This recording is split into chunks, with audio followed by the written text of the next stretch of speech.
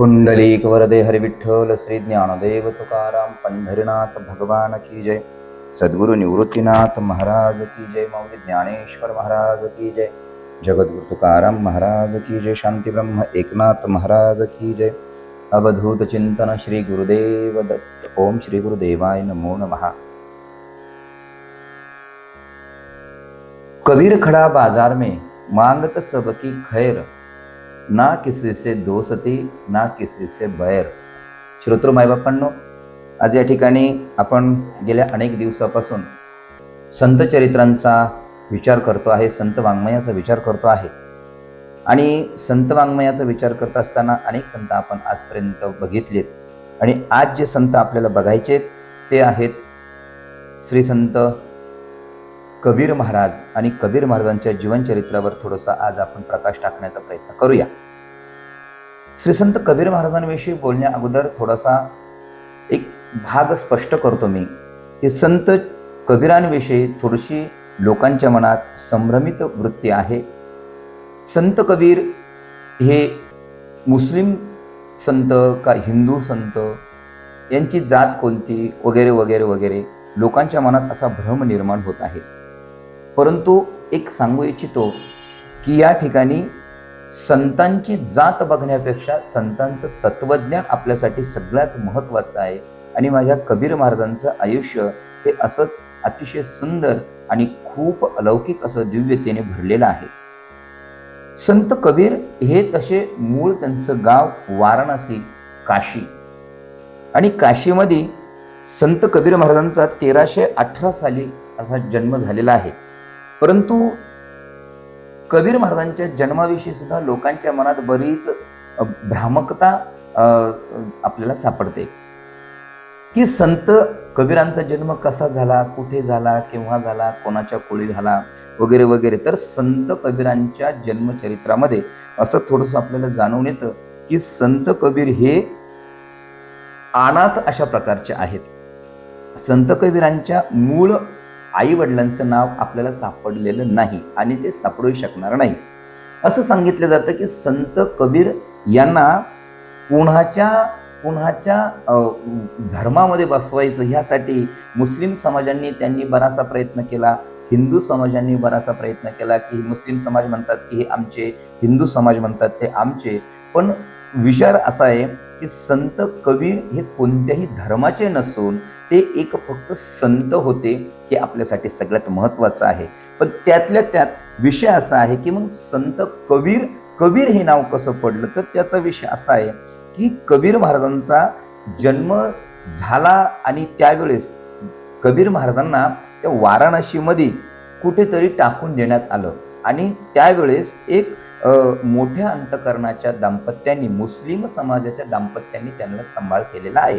आता त्या दाम्पत्याचं नाव, त्यांचे ज्यांनी सांभाळ केला त्या वडिलांचं नाव आहे निरू आणि आईचं नाव आहे निमा। म्हणून आता ते मुस्लिम समाजामध्ये ते वाढले, त्याच्यामुळं त्यांच्यावर मुस्लिम असा ठप्पा लागलेला आहे। परंतु तत्वज्ञान जर बघायला गेलं कबीर महाराजांचं, तर हे अलौकिक आणि अगम्य असं तत्वज्ञान कबीर महाराजांनी आपल्याला दिलेलं आहे। आता कबीर महाराजांचा जन्म 1398 झाला आणि कबीर महाराजांचा अंत हा 1518 झालेला आहे। म्हणजे 3 शतक ह्या संत महात्म्यांनी बघितलेले आहे। म्हणजे एकूण सर्व कबीर महाराजांचं आयुष्य आहे 121 वर्षाचं। 121 वर्षाच्या आयुष्यामध्ये कबीर महाराजांनी इतकं मोठं तत्वज्ञान आपल्या हातात दिलेलं आहे की त्याचा आपण विचारही करू शकत नाही। त्या तत्वज्ञानाच्या संख्याची वगैरे आपण थोडीशी नंतर चर्चा करू। पण सर्वात पहिल्यांदा आपल्याला कबीर महाराजांच्या थोड्याशा जीवनचरित्राविषयी थोडासा भाग बघायचा आहे। संत कबीर हे वाराणसीमध्ये लहानाचे मोठे होऊ लागले ह्या मुस्लिम दाम्पत्याच्या घरी। परंतु संत कबीरांचा स्वभाव हा पहिल्यापासूनच सगुण भक्तीच्या पेक्षा निर्गुण भक्तीकडे त्यांची ओढ जास्त असायची। ते मूर्तीपूजा वगैरे वगैरे याला काही फार मानत नसायचे। परंतु काय झालं, त्यांनी त्या वाराणसीमध्ये, आता वाराणसीचा तो 1398चा काळ, त्या 1300 शतकात 1400 शतकाच्या काळातली जर आपण वाराणसी काशी जर बघितली, तर त्यावेळेस कर्मकांड त्याच्यानंतर हे अध्यात्म ह्या गोष्टीला त्या वाराणसीमध्ये फार ओहापोह सुटलेला होता. आणि हिंदू धर्मीयांची सगळ्यात मोठं देवस्थान म्हणजे काशी हे क्षेत्र पहिल्यापासूनच आपल्याला ज्ञात आहे. आणि अशा अलौकिक आणि दिव्य अशा काशी क्षेत्रामध्ये माझ्या कबीर महाराजांचं संगोपन सुरू झालं. कबीर महाराजांनी त्या काशी क्षेत्रामध्ये राहून त्या सर्व धर्मनिरपेक्ष स्वभावाने त्या सर्व लोकांमध्ये राहून त्यांनी जो काही गदारोळ बघितला, त्या गदारोळामध्ये त्या कबीर महाराजांच्या अंतःकरणावर एक वेगळी छटा उमटली. आणि ती म्हणजे सर्व सर्व धर्म समभाव आणि सर्वच धर्माविषयी कबीर महाराजांना आपुलकीपणा वाटायला लागला. काय एक सांगू का, ज्या व्यक्तीला जन्मताच जात माहीत नसते त्या व्यक्तीसारखा, त्या संतांसारखा धर्मनिरपेक्ष या जगात कोणी सापडणार नाही. आणि माझे संत कबीर महाराज त्याच लेवलचे होते. आणि कबीर महाराजांचा जन्म झाल्यानंतर कबीर महाराज त्या काशी क्षेत्रामध्ये वावरू लागले. वावरता काय झालं, त्या काशी क्षेत्रामध्ये कबीर महाराजांच्या जीवनावर बोलायचं म्हटल्यानंतर बऱ्याच गोष्टी, आणि कबीर महाराजांच्या जीवनातही इतके काही चमत्कार आहेत की त्या चमत्कारांना सांगता 10-5 वर्ष निघून जातील, इतके चमत्कार कबीर महाराजांच्या आयुष्यात. पण आपल्याला एवढं सगळं सांगत बसायला वेळही नाही. आपल्याला मुख्य गाभा बघायचा कबीर महाराजांच्या आयुष्यातला मुख्य गाभा काय आहे तो, आणि आपल्याला पुढे निघायचंय. कबीर महाराजांच्या गुरूंचं नाव सांगितलं जातं. त्या काळामध्ये वैष्णव धर्मामध्ये, वैष्णव पंथामध्ये अग्रगण्य मानले जाणारे रामानंद स्वामी काशी क्षेत्रातले. आता रामानंद स्वामींचं दिनचर्या म्हणजे ही अलौकिक आणि दिव्य होती. ते म्हणजे वैष्णव पंथामध्ये त्यावेळेस सर्वोच्च शिखरावर आरूढ असलेले ते स्वामी. आणि त्या स्वामींची ज्यावेळेस दिनचर्या बघितली त्यावेळेस कबीर महाराजांना वाटलं की यांनी आपल्याला शिष्य म्हणून स्वीकारावं. परंतु कबीर महाराजांनी तसा प्रयत्न केला, पण रामानंद स्वामींनी काही त्यांचा लगेच स्वीकार केलेला नाही. असं कबीर महाराजांच्या जीवनचरित्रामध्ये सांगितलं जातं किंवा आपल्याला वाचण्यात येतं की तसं कबीर महाराजांनी कुठेही रामानंद स्वामी माझे गुरु आहेत त्यांच्या कुठल्याही वाङ्मयामध्ये त्यांनी असा उल्लेख केलेला नाही. परंतु असं सांगितलं जातं, थोरा मोठ्यांच्या मुखातून आम्ही ऐकलेले प्रसंग आहेत की रामानंद स्वामींचा दिनचर्या अशी होती, ब्रह्ममुहूर्तावर उठावं आणि त्या गंगेवर स्नानाला जावं, आणि गंगेला स्नानावर जाऊन मग त्यांची तिथून पुढे दिनचर्या चालू व्हायची. आता कबीर महाराजांना असं वाटलं की रामानंद स्वामींनी आपला स्वीकार करावा, यासाठी कबीर महाराजांनी वेळोवेळी प्रयत्न केले, पण रामानंद स्वामींनी काही त्यांचा स्वीकार केलेला नाही. एका दिवसाची अशी घटना घडली की कबीर महाराजांनी विचार केला की मला रामानंद स्वामींचं शिष्य व्हायचं आहे, म्हणजे आहेच. आणि त्या उद्देशाने, त्या उद्दिष्टाने कबीर महाराज एक दिवशी पहाटे लवकर उठले आणि ज्या मार्गावरून रामानंद स्वामी गंगेला स्नानाला जात असत त्याच मार्गावर एका पायरीच्या दगडावर कबीर महाराज असे निश्चित पडून राहिले. झालं, ब्रह्मबेला झाली आणि रामानंद स्वामी पहाटे ब्रह्ममुहूर्तावर उठले. हातात कमंडलू, खांद्यावर पंचा आणि हातामध्ये माळ, आणि नामजप करत करत गंगेवर स्नानासाठी रामानंद स्वामी चाललेले असताना रामानंद स्वामी पायरी उतरत असताना अचानक कबीरांच्या छातीवर त्यांचा पाय पडला रामानंद स्वामींचा. आणि कबीर महाराज हे राम असे जोरात म्हणले. आणि ज्या वेळेस रामानंद स्वामींच्या लक्षात आलं की अरे आपला पाय कुणाच्या तरी छातीवर पडलेला आहे, रामानंद स्वामींनी थोडं निरखून बघितलं तर तिथं कबीर उभा. रामानंद स्वामींच्या लक्षात आलं की अरे हा मुलगा गेल्या अनेक दिवसापासून आपल्याकडे येतो आणि मला शिष्य करून घ्या, मला तुमचं गुरुपद द्या असं म्हणतोय, पण आपण काही त्याचं ऐकलं नाही. मग यांच्या छातीवर पाय पडला आणि त्यांनी राम म्हटल्यानंतर रामानंद स्वामींना सुद्धा असं वाटत होतं कुठेतरी की अरे मुस्लिम समाजात तू जन्माला आलेला आहेस, तुझं पालन पोषण मुस्लिम कुटुंबात होत आहे आणि तुला मी दीक्षा देऊ शकत नाही.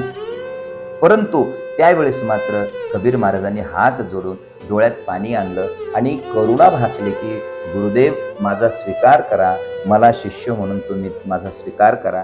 त्यावेळेस रामानंद स्वामींच्या अंतःकरणामध्ये कुठेतरी एक भावना जागृत झाली आणि सांगितलं हरकत नाही कबीरा, तुला जर वाटत असेल की मी तुझं गुरु व्हावा तुझा, तर मी त्या गोष्टीसाठी तयार आहे. आणि मग तिथून पुढे रामानंद स्वामींनी त्यांना दीक्षा वगैरे दिली आणि त्यांच्या चरित्रातच असं सांगितलं जातं की रामानंद स्वामींच्याच कृपेने दुसरी दीक्षा ही कबीर महाराजांना गोरक्षनाथ महाराजांनी दिलेली आहे, जे नवनाथांपैकी दुसरे मच्छिंद्रनाथांचे शिष्य असे हे असणारे गोरखनाथांकडूनही त्यांना मंत्र दीक्षा प्राप्त झालेली आहे. असा अलौकिक त्यांचं जीवन चरित्र आहे. आणि गोरक्षनाथांकडून ज्यावेळेस त्यांना मंत्र दीक्षा प्राप्त झाली, ती मंत्र दीक्षा प्राप्त झाल्यानंतर त्यांचा विवाह करण्याचं ठरवलं. कोणी? या नीरू आणि निमाने, ज्यांनी त्यांचं पालन केलं होतं त्या आईबापांनी. आणि मग त्यांनी असा विचार केला की आता याला पत्नी बघावी, पण प्रत्येक जणाला कुळ गोत्र, कोणाच्या घरी जन्माला आला असतो, कोणाचा मुलगा. आता प्रत्येकाला माहित होतं कबीर हा काही त्यांचा मुलगा सक्का मुलगा नाहीये, म्हणून त्याला काही पत्नी कोणी देईना. परंतु जी पत्नी त्यांना लाभली त्यांच्या पत्नीचं नाव होतं लोही.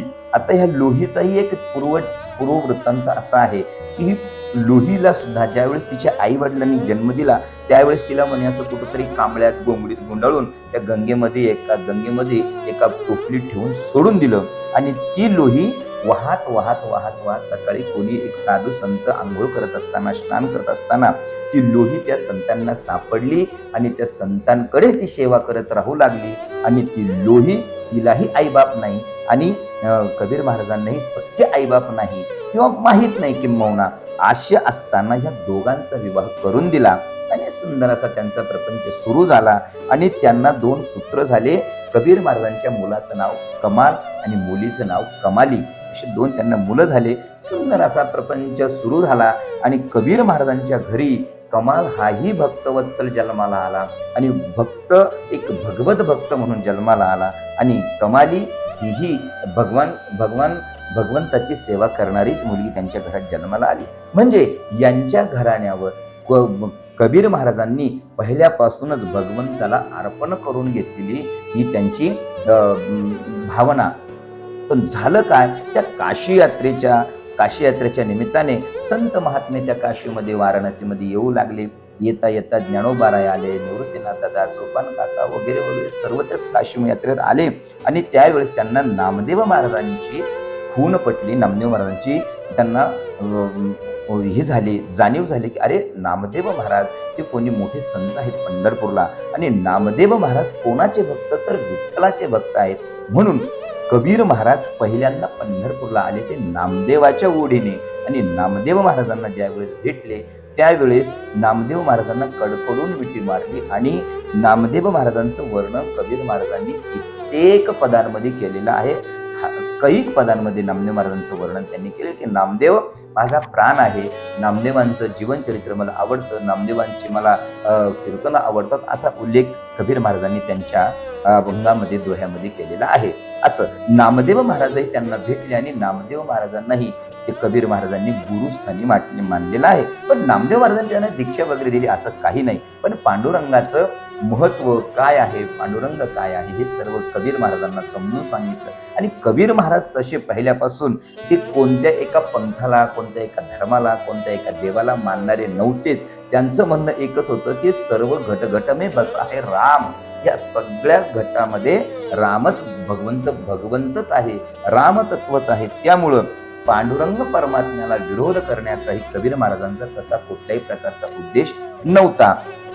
सुंदर असं आयुष्य कबीर महाराजांचं झालेलं आहे. पंढरपूरला येणे, पंढरपूरला चातुर्मासामध्ये राहणे आणि पुन्हा आपल्या वाराणसीला निघून जाणे, असा जीवन काळ चालत असताना कबीर महाराजांनी आपल्या मुखातून अनेक जशा सर्व संतांच्या रचना आहेत तशा कबीर महाराजांच्याही खूप रचना आहेत, खूप.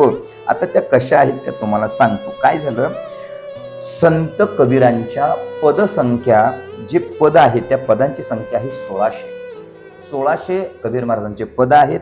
आणि दोह्यांची संख्या ही 4500 आहे. 4500 दोहे आहेत कबीर महाराजांचे. आणि ज्या चौपद्या आहेत, चौपाया म्हणतो आपण, त्या चौपाया 134 अशा प्रकारे संत कबीर महाराजांचं हे वाङ्मय आपल्याला बघायला दृष्टीस पडतं. त्यानंतर कबीर महाराजांचा जो अभंग साठा आहे तो अत्यंत अलौकिक आणि निष्कामतेने भरलेला आहे. कुठल्याही प्रकारचं मागणं त्यांच्याकडे नाही आणि भगवंताचं अस्तित्व समाजाला पटवून देण्याचं काम माझ्या कबीर महाराजांनी केलेलं आहे. कबीर महाराज रावळामध्ये येऊन नामदेव महाराजांचं कीर्तन ऐकायचे, भगवान पांडुरंगाचं दर्शन घ्यायचे. पांडुरंगाच्या मंदिरामध्ये रावळामध्ये येऊन कबीर महाराज अभंग म्हणायचे आणि कबीर महाराजांचे कैक अभंग असे आहेत की कबीर महाराजांनी त्या कुंडलिकाचं वर्णन केलेलं आहे, पांडुरंगाचं वर्णन केलेलं आहे. भगवान प्रभू रामचंद्रांचं तर त्यांनी अनेक पदांमध्ये त्यांचे वर्णन केलेलं आहे. कबीर महाराज एक ठिकाणी म्हणतात की नामदेवा हरीसे कोही नाही बडा. नामदेव महाराजांचं त्यांचं चर्चा आहे की नामदेवा हरीसे कोही नाही बडा, दिवाने क्यों गफलत में पडा. तू स्वतःला मोठं समजतो, अरे पण ह्या जगामध्ये भगवंतापेक्षा हरीपेक्षा कोणीही मोठं नाही. प्रल्हाद बेटा हरीसे लपटा, जबी खंब कडकडा. त्याचं उदाहरण दिलेलं आहे कबीर महाराजांनी की प्रल्हाद बेटा हरीला ज्यावेळेस चिटकला त्यावेळेस हरीच्या भक्तीला लागला त्यावेळेस त्या खांबातून भगवंत बाहेर आले. गोपीचंद बचन सुनकर महाल मुलुक सब छोडा, हनुमानने सेवा किनी ले द्रोणागिरी उडा, पुंडलिकने सेवा किनी विठ्ठल बिटपर खडा. कबीर महाराज म्हणतात त्या पुंडलिकानं इतकी सेवा केली की ह्या विटेवर सुद्धा भगवंताला येऊन उभं राहावं लागलं. सुंदर कबीर महाराजांचे कहत कबीरा सुनभाई साधू, हरिचरण चित जडा, हरिसे कोई नाही बडा. कबीर महाराजांचे अतिशय सुंदर सुंदर असे पद आहेत. महाराज भजोरे भैया राम गोविंद हरी, जप तप साधन कछु नाही लागत, खरच तर नाही गठरी. भजोरे भैया राम गोविंद हरी. असं सुंदर सुंदर महाराजांचे खूप सुंदर गुरुचं वर्णन करणारे सुद्धा आहे. गुरु बिन कौन बताय बात, बडा बिकट यमघाट, असे भ्रांती की बडी नदिया बिचमो, अहंकार की लाट, गुरु बिन कौन बताये बाट. सुंदर असे महाराजांचे सुंदर सुंदर पद आहेत.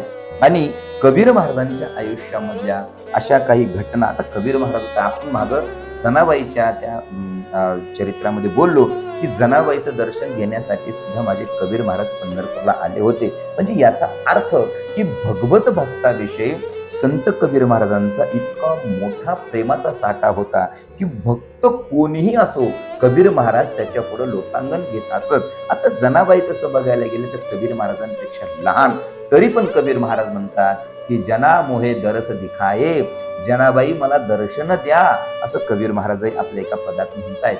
की कबीर महाराज प्रत्येक भक्ताला आपल्या डोक्यावर ठेवण्यासाठी तत्पर असायचे. तर ते स्वतः सांगतात की संतांच्या संगतीशिवाय पर्याय नाही. कबीर महाराज म्हणतात संगत संतन की करले, जन्म का कछु सार्थक करले. सुंदर असं कबीर महाराजांचा पद आहे की उत्तम नरदेह पाया प्राणी, इसका हित कछु करले, सद्गुरु शरण जाके बाबा, जन्म मरण दूर करले, संत न की संगत करले, जन्म का सार्थक कछु करले. कहाँ से आया कहाँ जाएगा ये कछु मालूम करना, ये दोन की जिंदगानी, बंदे हुशार होकर चलना. भाऊ, ह्या आयुष्यात जगत असताना संतांच्या संगतीशिवाय पर्याय नाही, असं कबीर महाराजांचं सुंदर आयुष्य आहे. आणि अशा सुंदर आयुष्यात सुद्धा कबीर महाराजांच्या अनेक अनेक आपल्याला विरक्तीच्या सुद्धा आपल्याला कविता त्यांचे अभंग बघायला भेटतील. की इसतन धन की कौन बडाई. कबीर महाराज म्हणतात बाबा या जगामध्ये जे शरीर घेऊन आला आहेस हे शरीर सुद्धा काही तुला कायमचं साथ देणार नाही. इसतन धन की कौन बढाई. या शरीराचा कुठल्याही प्रकारचा तू अभिमान करू नको, असंही कबीर महाराज बऱ्याच आपल्या अभंगांमध्ये सांगतात. त्याच्यानंतर या विश्वामध्ये जो येतो त्याला एक दिवस जावंच लागतं. कबीर महाराजांचं म्हणणं आहे एक दिवस येतो ना त्याला जावंच लागतं. का? या जमान्यामध्ये आल्यानंतर याचा भला मोठा तडाखा बसतो. जमका अजब तडाखा बे, तू क्या जाने लडका बे. कबीर महाराज म्हणतात या जन्माचा अजब तडाखा आहे बाबा, तू काय जाणतोस याच्यात. बडे भीमाजी कठडे बैठे, तकिया बिछाईत साजा, मार झपट जमले जावे जैसा कबूतर बुझा, जैसा कबूतर बुझा. काय होतं, एखाद्या आपण आपल्या आयुष्यात जगत असताना आपल्याला असं वाटतं, की मी श्रेष्ठ, माझ्याकडे एवढं आहे, माझ्याकडे तेवढं आहे. कबीर महाराज म्हणतात, "आई, तुझ्याकडे जे आहे ते असं घेऊन जाईल एखाद्या दिवशी. कबूतर येऊन एखाद्या किड्याला, छोट्याशा किड्याला जसं घेऊन जातं ना, तसा हा काळ येऊन तुला घेऊन जाईल. आशा मनशा सब घट व्यापी, कोई महेल नाही सुनारे." आशा मनशा सर्व ठिकाणी आशाच भरलेली आहे. या आशेपोटी तर आपल्याला आपल्याला खरं सुखच बघायला भेटत नाही, असंही कबीर महाराजांचं एक ठिकाणी म्हणणं आहे. की कबीर महाराज म्हणतात, मी सगळीकडे हिंडलो, सगळीकडे बघितलं, पण मला आजपर्यंत कुठेही खरं सुख प्राप्त झालेलं नाही. आणि ते सुख जर प्राप्त करून घ्यायचं असेल तर ते फक्त संत संगतीनेच होतं, असं कबीर महाराजांचं स्पष्ट मत आहे. कबीर महाराजांचा एक अभंगच आहे, जो देखे सो दुखिया बाबा, सुखिया कोई नहीं रे, जोगी दुखिया जंगम दुखिया, तपसी को दुख दुनारे. आशा मनशा सब गट व्यापी, कोई महल नहीं सुनारे, राजा दुखिया प्रजा दुखिया, दुखिया घर बैरागी, दुःख के कारण सुख देवने उदरी माया त्यागी. सुंदर उदाहरण माझ्या कबीर महाराजांनी या ठिकाणी अभंगात दिलेलं आहे, की राजा दुखिया, प्रजा दुखिया, सर्व दुखी आहेत. या दुःखाच्याच कारणास्तव माझे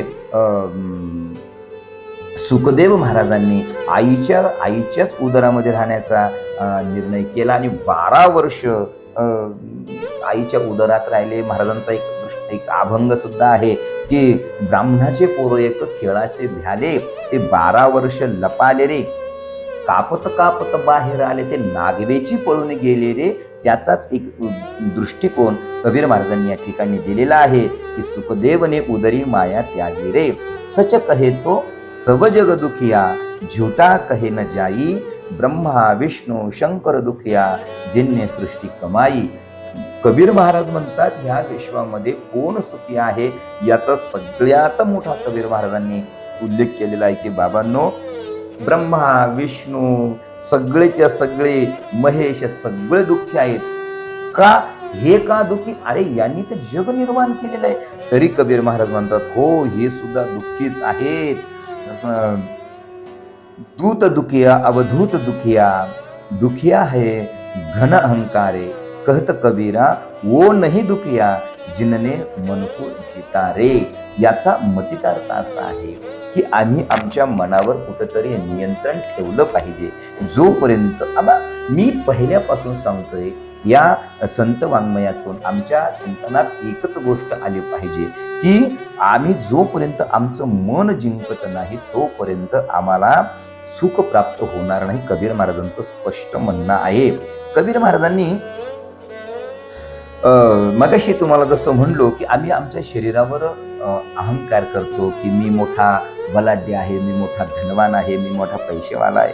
कबीर महाराज म्हणतात, इस तन धन की कौन बडाई, देखत नैनन में मिट्टी मिलाई. पाहता पाहता तुमच्या डोळ्यांमध्ये माती टाकतात तुमचे घरातलेच लोक. म्हणून या तनाची आणि धनाची काही बढाई करू नको बाबा. अपने खातर महल बनाया, आपही जाकर जंगल सोया. स्वतःसाठी बांधलेलं घर, आयुष्यभर कबाड कष्ट करून आम्ही घर बांधतो, महल उभा करतो, आणि कबीर महाराज म्हणतात, दादा एक दिवस तुला ते सोडून जंगलामध्ये जाऊन एकटाच झोपतोस ना तू. हाड जले जैसे लकड़े की मोली, जसे लाकडं जळतो ना चुलीत तसे आपले हाड जळतात. आणि बाल जैसे जले जैसे घास की पोली, बाल जले जैसी घास की पोली, आपले केस असे जळतात जसे काही गवताला अग्नी लागलेला आहे. म्हणून कबीर महाराजांनी या ठिकाणी एक इशारा दिलेला सावधानतेचा, की कहत कबीरा सुन मोरे गुनिया, आप मुळे पिछे डूब गई दुनिया. आता या ठिकाणी मुळे बी आहे आणि मरे पण आहे. आप मरे पिछे डूब गई दुनिया, किंबहुना आप मुळे पिछे डूब गई दुनिया. ज्या दिवशी आम्ही या शरीराचा संबंध सोडून या ब्रह्मतत्वामध्ये विलीन होतो, त्या दिवशी आमच्यासाठी सर्व विश्व हे मेलेलंच असतं. कबीर महाराजांचा हा ब्रह्मज्ञानाचा, तत्वज्ञानाचा हा उपदेश अतिशय महत्वाचा आहे. आणि असे असणारे माझे कबीर महाराज, अतिशय सुंदर आयुष्य कबीर महाराजांनी जगलेले आहेत. कबीर महाराजांच्या जीवनातून आम्हाला एकच घेता येतं की आम्ही आयुष्यभर साधना कोणाची करतो त्यापेक्षा त्या साधनेमध्ये आमची मानसिक भावना किती प्रबल आहे ही महत्वाची आहे.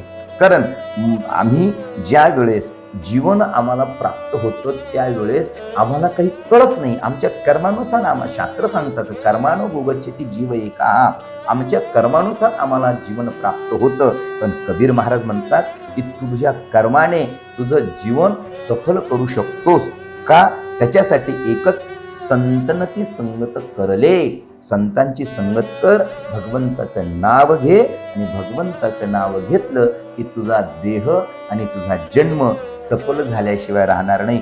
कशावरून? कबीर महाराजच एका अभंगात सांगतात की राम भजन को दिया कमलमुख, राम भजन को दिया. हे तोंड आपल्याला भगवंताचं नामचिंतन करण्यासाठी दिलेलं आहे, काहीही खाण्यासाठी नाही, काहीही बोलण्यासाठी नाही. म्हणजे ज्ञानोबराया हरिपाठामध्ये म्हणतात अनंत वाचाळ बरळती बरळ आणि त्या कैसा दयाळ पावे हरी. जे अनंत वाचाळ बोलतात, काहीही बोलतात, कबीर महाराज म्हणतात बाबा असं करू नको. राममुख कमलमुख राम भजन को दिया, राम भजन को दिया. 184 फेरे फिर कर सुंदर नरतनु पाया. 184,000 फेरे आपण फिरून आलो नाही बापांनो. आणि ह्या नरदेहामध्ये आपल्याला अखेर शेवटी इथं आपलं आगमन झालं. तसं बघायला गेलं तर हा नरदेह आपल्याला काही सहजासहजी मिळालेला नाही, सहजासहजी नाही मिळालेला आपल्याला. किती वेळा जन्मा यावे, किती व्हावे फजित. महाराज एक ठिकाणी म्हणतात की खाया पिया सुखसे सोया, नाहक जमाना खोया, कमलमुख राम भजन को दिया. नुसतं खायचं प्यायचं आनंदाने लोळायचं आणि त्याच्यासाठी हा देह आपल्याला प्राप्त झालेला नाही. हा देह कशा करता प्राप्त झालेला आहे? तर भगवंताचं नामचिंतन घेण्यासाठी प्राप्त झालेला आहे. जो मुख निषेदिनी राम नाम नहीं, वह मुख कछु नहीं किया. ज्या मुखात सतत भगवंताचं नाव नाही, कबीर महाराज म्हणतात वह मुख कछु नहीं किया.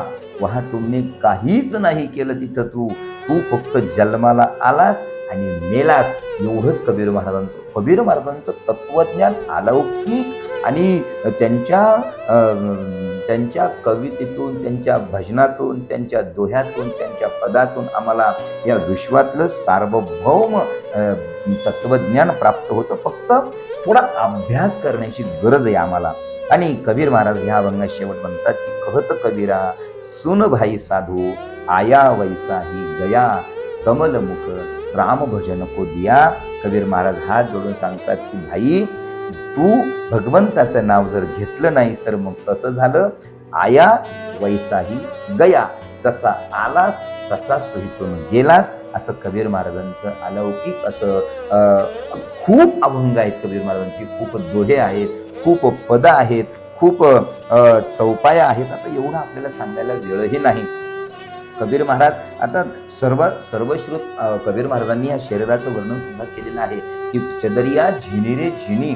किती सुंदर पद आहे. आता सर्वांना ते पाठ आहे, मी सांगत नाही, फक्त आशय सांगून मोकळा होतो की हे शरीर आम्हाला कशा करता मिळालं, आम्ही कुठं वापरलं, कसं वापरलं आणि ते कसं खर्च केलं, संतांनी कसं खर्च केलं, आम्ही कसं खर्च केलं, याचं सर्व निरूपण चदरिया झिनी रे झिनी हे तुम्ही पद ऐकून पहा, त्याच्यात तुम्हाला सगळं कळलं. असं कबीर महाराजांचं जे आयुष्य आहे हे अतिशय सुंदर आहे. आणि आता कबीर महाराजांचा जन्म आणि अंत कसा याच्यावर थोडंसं आपण दृष्टी टाकू. इसवी सन 1398 कबीर महाराजांचा जन्म झाला हा वाराणसीला आणि मृत्यू हा 1508 झालेला आहे. आता मृत्यूच्या संदर्भात कबीर महाराजांचा बराचसा काही भाग लोक वादविवादात पडतात. आता विषय असा आहे की त्या वाराणसी पासूनच काही अंतरावर मगहर ही एक गाव आहे. मगहर हे एक गाव आहे आणि ते त्या माही नदीच्या किनाऱ्याला आहे, माही नदीजवळ. आता मगहरची गंमत अशी आहे की मगहर हे मुस्लिम स्थळ असल्यामुळं आता ते जो त्या काशीमध्ये जातो त्याला स्वर्ग प्राप्त होतो, किंबहुना त्याला कैलास प्राप्त होतो, आणि जो मगहरमध्ये जातो त्याला नरक प्राप्त होतो, असा असा समज आहे पहिल्यापासूनच. आणि ज्ञानोबरायांनी तर काशीचं वर्णन केलेलंच आहे की मोक्ष देऊनी उदार काशी होय कीर, परी वेचावे लागे शरीर तिये गावी. ज्ञानोबराय म्हणतात आमचे. तो संतांचं वर्णन करत असतानाची ही ओवी आहे, परंतु या ठिकाणी आपल्याला ती योग्य वाटली म्हणून आपण घेतलेली आहे की मोक्ष देऊनी उदार काशी होय कीर, परी वेचावे लागे शरीर तिये गावे. आणि ते मगहर जे आहे ना, त्या मगहरच्या संदर्भामध्ये काही लोकांचं म्हणणं असं होतं की मगहरमध्ये जो मरतो तो गाढव होतो, कुत्रा होतो, त्याला नरक प्राप्त होतं. आणि कबीर महाराजांना नेमकं हेच अंधश्रद्धा तोडायची होती, म्हणून कबीर महाराजांनी वयाच्या 118व्या वर्षी ते काशी सोडली. अन्यथा 118 वर्ष त्यांनी काशीतच रहिवास केला, ते कुठेही गेलेले नाही. पण 118व्या वर्षी मात्र कबीर महाराजांनी ते काशी सोडली आणि ते मगहरमध्ये गेले. आता त्या मगहरमध्ये गंमत अशी होती की त्या दिल्लीच्या तख्तावर तो लोधीची सत्ता होती. दिल्लीच्या तख्तावर त्यावेळेस लोधीची सत्ता होती. आणि त्या मगहरच्या अलीकडच्या बाजूला बीर बघेल याची काशी नरेश म्हणून त्याचं राज्य होतं. बीर बघेल अलीकडच्या बाजूला, आणि पलीकडच्या बाजूला बिजली खा पठाण यांची होती. पण हे दोघही कबीर महाराजांचे चाहते होते बरं का, हे दोघही. आणि माही नदीच्या किनाऱ्याला कबीर महाराजांनी ज्यावेळेस देह ठेवला त्यावेळेस कबीर महाराजांची समाधी बांधायची का कबीर महाराजची कब्र बांधायची, याच्यावरून या दोघांचा वाद सुरू झाला. कोणाचा? या बीर बघेलचा आणि बिजली का पठाणचा. पण तिथं कोणीतरी त्यांना दोघांना अडवलं आणि सांगितलं की तुम्ही असं काय करता, खोलो पर्दा नहीं है मुर्दा मिथ्या झगडा करडाला. अहो तुम्ही तो पडदा तर काला कबडावरचा एकदा, त्याच्यात मुर्दा आहे का नाही ते तर बघा. ज्या वेळेस कबीर महाराजांनी देह ठेवला त्यावेळेस त्या कब्रमध्ये मुर्दा आहे का नाही ते तर बघा, फुकट झगडा कशाला करता. म्हणून या बीर बघेलला आणि बिजली खा पठाणला कोणीतरी सांगितलं त्यावेळेस. आणि ज्या वेळेस त्या कब्रवरचा तो पडदा काढण्यात आला तर महाराज अक्षरशः त्या ठिकाणी कुठेही कबीर महाराजांचा कुठल्या प्रकारचं शव नसून, त्यांचं शरीर नसून, त्या ठिकाणी फक्त 2 फुलं होते. आणि एक फूल हिंदूंनी घेतलं आणि एक फूल मुस्लिम समाजाने घेतलं. आणि कबीर महाराज हे हिंदूंनाही तेवढेच प्रिय झाले आणि कबीर महाराज हे मुस्लिमांनाही तेवढेच प्रिय झाले. अर्थात आता हे मगहर जे आहे या मगहर विषयी सुद्धा थोडीशी शाशंकता आहे की नेमकं काय आहे मगहर. तर हे मगर म्हणे यांना पूर्वी कालखंडामध्ये असे काही नावं होते की मार्गहर असं एक नाव होतं आणि मगध असंही एक नाव होतं. आणि आत्ताचं मात्र ते मगहर. आणि आजही त्या मगहरमध्ये कबीर महाराजांची ध्यान गुंफा आहे असं सांगितलं जातं आजही. म्हणजे याच्यावरून आपल्याला लक्षात येतं की मगहरमध्ये कबीर महाराजांचा अंत हा झालेला आहे असे आपल्याला इतिहासकार पुरावे देतात. त्याच्यावरून असो कबीर महाराज मुस्लिमांचे होते का हिंदूंचे होते यापेक्षा कबीर महाराज सर्वश्रेष्ठ संत होते आणि सर्वोत्तम भक्त होते. आणि सगळ्यात मोठे म्हणजे कबीर महाराज विद्रोही कवी होते. कबीर महाराजांनी कधीही कोणाची चाकरी केलेली नाही. कबीर महाराजांना नामदेव महाराज हे गुरुस्थानी जरी असले तरी पण नामदेव महाराज प्रेमाने सांगायचे. आणि कबीर महाराजांचे शब्द हे विद्रोही आहेत. बऱ्याच आपल्याला त्यांच्या पदावल्यांमध्ये आपल्याला जाणवेल कबीर महाराजांचे शब्द हे अलौकिक आणि असे विद्रोही स्वरूपाचे आपल्याला जाणवतात. ते जरी खरं असलं तरी सुद्धा कबीर महाराज हे मोठे भगवत भक्त होते, मोठे भगवान प्रभू रामचंद्रांचे भक्त होते. जसं कबीर महाराजांनी आल्ला बडा हे सांगितलं तसाच कबीर महाराजांनी विठ्ठल मोठा हे सांगितलं. आणि कबीर महाराजांनी जसं मुस्लिमांना झापलं तसं कबीर महाराजांनी हिंदू धर्मीयांनाही झापलं. अनेक पद आहेत. आता ते पद इथं म्हणायला वेळ नाही आपल्याला, कारण मोठे मोठे पद आहेत. तुम्ही बघून या कबीर महाराजांचं सर्व वाङ्मय. आणि कबीर महाराजांच्या या वाङ्मयातून आपल्याला एक गोष्ट लक्षात येईल की कोणत्याही जातीत जन्माला आलो काय आणि कुठेही वाढलो काय, शेवटी अंतःकरणाची जी स्वाभाविकता आहे, अंतःकरणाचा जो भाव आहे तो भावच अखेर शेवटी योग्य आणि तो भावच आम्हाला भगवंतापर्यंत पोहोचवून दिल्याशिवाय राहणार नाही. आणि अशाच कबीर महाराजांच्या चरणावर मी या ठिकाणी नतमस्तक होतो. आपला वेळ संपून गेलेला आहे आणि या धावत्या वेळेमध्ये जेवढं कबीर महाराजांचं आपल्याला बघता आलं चरित्र तेवढं आपण बघितलं. उर्वरित चरित्र अभ्यास हा तुम्ही करून कबीर महाराज तुम्ही समजून घ्यावेत अशी मी सर्वांना विनंती करतो. आणि या ठिकाणी कबीर महाराजांच्या चरणावर नतमस्तक होऊन भगवंताच्या चरणावर नतमस्तक होतो आणि भगवंताजवळ एकच मागणी मागतो की माझ्या सर्व श्रोतृवर्गांना योग्य असं मार्गदर्शन करून तुझ्यापर्यंत येण्याचा मार्ग सुयोग्य असा करून सोपा करून देऊन माझ्या सर्व श्रोतृवर्गांना तुझ्या चरणाजवळ जागा दे एवढंच बोलतो आणि या ठिकाणी थांबतो. रामकृष्ण हरी पुंडलिक वरदे हरी विठ्ठल. श्री ज्ञानदेव तुकाराम पंढरीनाथ भगवान की जय. सद्गुरु निवृत्तीनाथ महाराज की जय. मौली ज्ञानेश्वर महाराज की जय. जगद्गुरु तुकाराम महाराज की जय. शांती ब्रह्म एकनाथ महाराज की जय. अवधूत चिंतन श्री गुरुदेवाय नमो नमः. विठ्ठला विठ्ठला विठ्ठला विठ्ठला.